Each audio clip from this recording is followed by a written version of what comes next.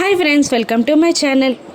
ఘట్టమనేని చరణ్ వజ్రపాటి కౌశికి వాళ్ళ చెల్లి మాధురి వాళ్ళ ఎంగేజ్మెంట్ హ్యాపీగా జరుగుతూ ఉంటుంది. ఇక అందరూ చాలా సంతోషంగా మాధురిని చరణ్ని ఆశీర్వదిస్తూ ఉంటారు. వాళ్ళపై పూలు అక్షంతలు చల్లుతూ ఉండగా ఇక అప్పుడే పోలీసులు ఇంట్లోకి ఎంట్రీ ఇస్తారు. ఇక అది చూసి అందరూ షాక్ అవుతూ ఉంటారు.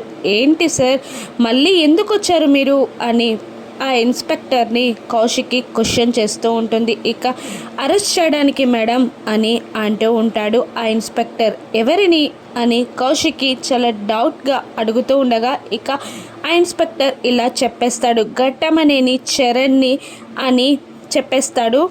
ఆ ఇన్స్పెక్టర్ చరణ్ చాలా కంగారు పడుతూ ఉంటారు. అఖిలాండేశ్వరి గారు అయితే షాక్ అయిపోతారు.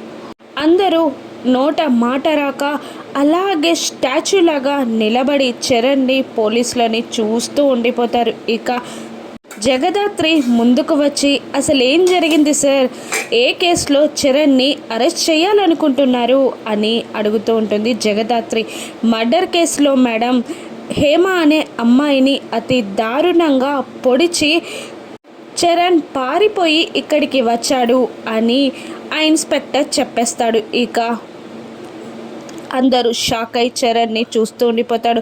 నిజంగానే చరణ్ హేమని మర్డర్ చేశాడా, లేదంటే ఎవరైనా చరణ్ని కావాలని ఆ కేసులో ఇరికించారా? జగదాత్రి నిజాలు బయట పెట్టనుందా? రానున్న ఎపిసోడ్స్లో చూద్దాం. Thank you for watching.